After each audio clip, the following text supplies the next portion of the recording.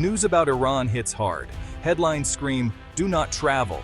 The warnings are everywhere. TV, websites, texts from friends, worried calls from parents. But I wondered, what's real and what's just noise? Curiosity won. I packed my bag to see Iran for myself. Why would anyone want to go to Iran? For me, it was curiosity. I wanted to see the food, the history, the people. Was it really as dangerous as the news made it seem? The ruins of Persepolis, the mosques of Shiraz, the bazaars of Esfahan called out to me. My family worried, my friends joked nervously. But I trusted my gut and set off to find the real Iran. Landing in Shiraz, my heart pounded. The airport was smaller than I expected. Signs in Persian and English hung overhead. My passport, stamped United States, felt hot in my hand as I approached immigration. I had read horror stories about Americans being detained for hours, sometimes days. The officer behind the glass studied my visa, frowning. He called over a colleague.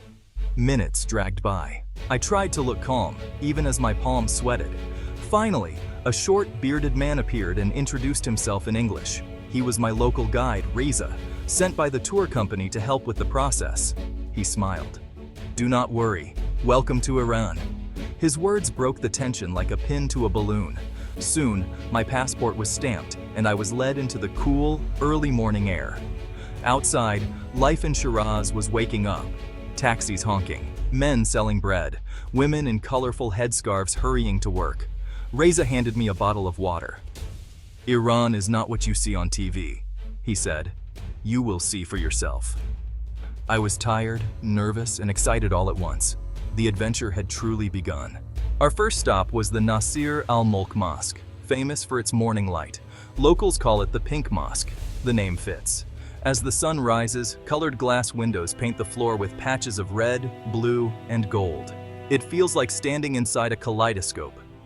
I slipped off my shoes and stepped onto soft Persian carpets. The air was cool and smelled of old stone and rosewater. The silence was deep, broken only by the soft shuffle of other visitors. Even the whispers sounded holy here. I watched a little girl spin in the rainbow light, her laughter echoing off the domes. The mosque was built in the 19th century, but it felt timeless. Patterns borrowed from Europe mixed with Persian flourishes. Vines and flowers in tilework, vaulted ceilings and arches that seemed to float. It was beauty layered on beauty, designed to make you look up in wonder. I snapped photos, but they couldn't capture the feeling. This place was not just something to see, it was something to feel. Already, Iran was surprising me. A day later, we drove out to Persepolis. The ancient city rises from the desert like a dream. Built by Darius the Great, Persepolis was once the heart of the Persian Empire. Now, its columns and reliefs tell stories of power, glory, and finally, ruin. Walking among the ruins, I ran my hands over carvings of lions and kings. I tried to imagine the ceremonies and banquets that had happened here. Reza explained how schoolchildren still visit Persepolis, learning about their country's history with pride. "Iran is more than 2,500 years old," he said. "We remember."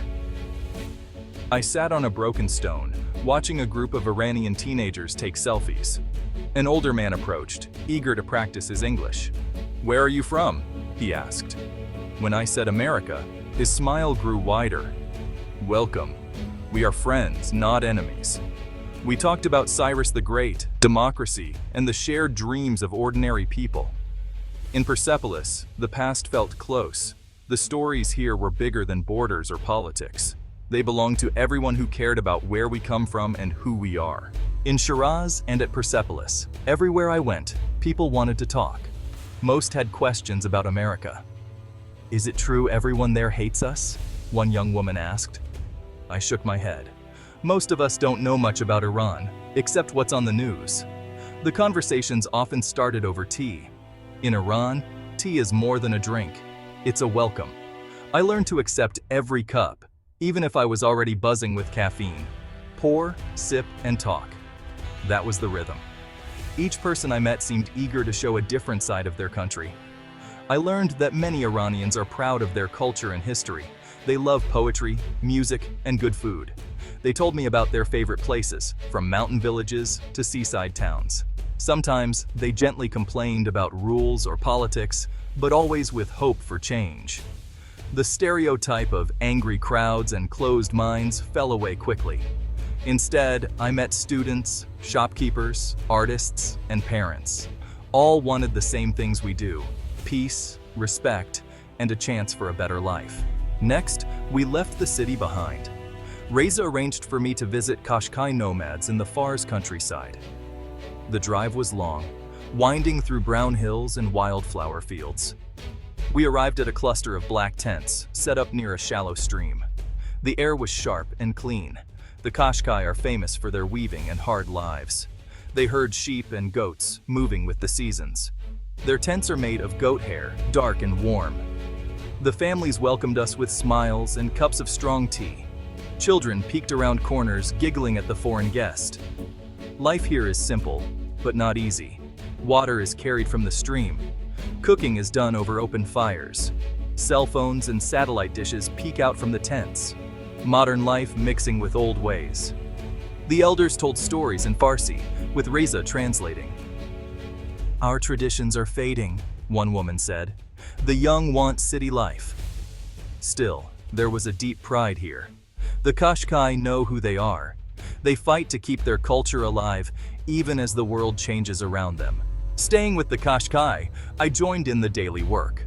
Early mornings began with milking goats. The air was cold, the animals restless. We gathered around a fire, passing flatbread and honey. Tea boiled in a blackened pot, its steam rising into the dawn. Later, the older children led the herds to graze. I watched as mothers wove carpets, their fingers flying over bright threads. Each pattern told a story, of seasons, of love, of loss. The men fixed fences and watched the sky for rain. Everyone had a role, and every role mattered. Meals were simple but full of flavor: fresh yogurt, lamb stew, and rice. As we ate, the family shared stories, of weddings, of hard winters, of the old days when nomads roamed farther. Laughter came easy, even when talk turned to struggles with drought or government rules. I saw both the beauty and the hardship, the freedom of wide-open spaces, but also uncertainty. Still, the Qashqai welcomed me as one of their own, even for just a few days.